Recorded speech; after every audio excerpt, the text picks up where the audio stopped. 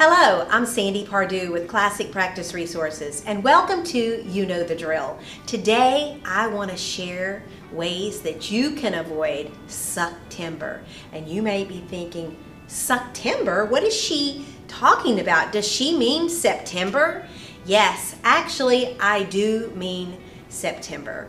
Many of you refer to the month of September in dentistry as Sucktember because your month does not go very well in the practice. So I want to give you some tips to turn that around. You have more control than you ever imagined. Let's start with tip number 1. The first thing that you need to do is to be positive and take this whole idea of September being a terrible month out of your head. Okay, that's number 1. Once you do that, share that concept with your team, because as soon as the whole team starts thinking that the month of September is really Sucktember, that's pretty much what you're going to get.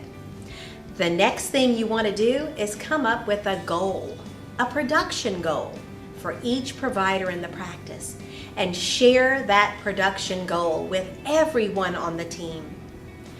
The third thing that you want to do is learn how many people need to get back into the practice for treatment.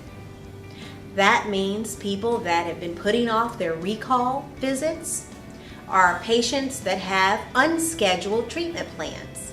So you'll get this information from your computer.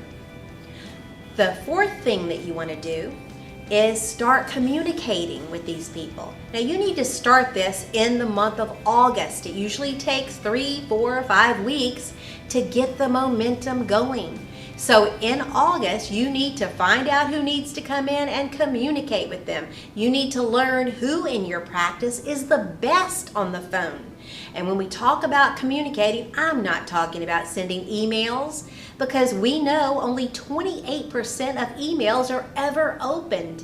And if you have someone that's putting off dentistry, they're not going to see the email and read it and say, oh my goodness, I'm so ready to do that treatment. It doesn't work like that. So you need to find out who the best communicator is in your practice, and you get them on the phone.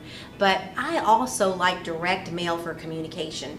So communicate with a letter that includes photographs and the incomplete treatment, and then follow up with the phone call. And then finally, the last thing you want to do, number 5, is celebrate your success.